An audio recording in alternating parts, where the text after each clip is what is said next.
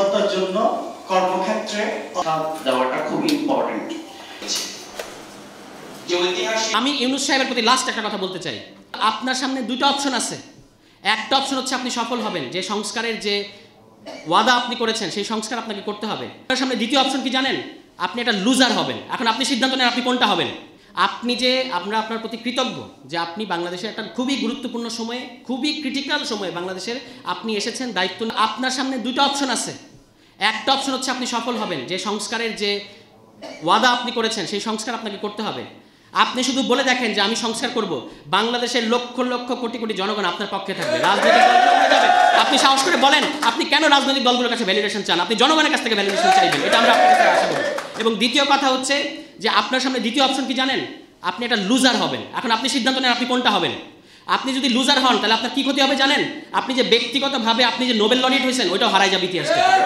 সুতরাং আপনার সামনে এখন হচ্ছে আপনি নোবেল লরিয়েট ইতিহাসের এখানে আছেন। এখন বাংলাদেশ রাষ্ট্রের সংস্কার করার মধ্য দিয়ে বাংলাদেশে একটা গণতান্ত্রিক রাষ্ট্র হিসেবে বিশ্বের সামনে আপনি স্টাবলিশ করেন, আপনি ইতিহাসের এখানে থাকবেন। আর যদি এটা না করতে পারেন তাহলে এই নোবেল লরিয়েট আছেন তো এরপরে এখানে চলে যাবেন। কেউ লুজারকে মনে রাখে না। সুতরাং আমি আপনাদেরকে অনুরোধ করবো অন্তর্বর্তী সরকারকে একটা কাজ করে দেখান, একটা কাজ করে দেখেন, তাহলে আমরা বুঝতে পারবো যে আপনারা সরকার। এখনো মনে হয় না আপনাদেরকে আমাদের সরকার মনে হয় না। একটা কাজ করে দেখেন যেটা রাজনৈতিক দলগুলো চায় না।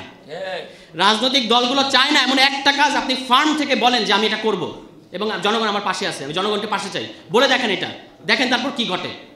সুতরাং আমরা ডক্টর মোহাম্মদ ইউনূসের প্রতি আমাদের কোনো ক্ষোভ নাই, কিন্তু আমরা তার প্রতি আমাদের প্রত্যাশার মাত্রা পারদ এত বেশি, এত বড় যে আমরা তার কাছ থেকে আরও ফার্মনেস, আরও মানে ফোকাস আচরণ আশা করি। তিনি যে সাক্ষাৎকার দিয়েছেন কোনো এক পত্রিকার সম্পাদককে যে এটা যেন কপালে লাগলে লাগলো না লাগলে নাই। ভাই, বাংলাদেশের জীবন নিয়ে এভাবে, বাংলাদেশের মানুষের জীবন নিয়ে এভাবে খেলাধুলা করতে পারবেন না আপনি।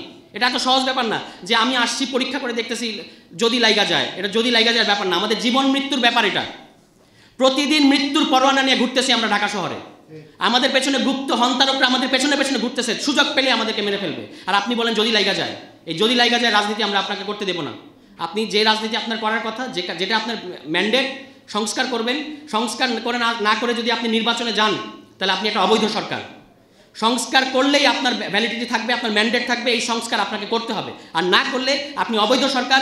আমরা যদি কোনোদিন ক্ষমতায় আসতে পারি এই অবৈধ সরকার হওয়ার কারণে আমরা আপনার বিচার করব। কথা পরিষ্কার।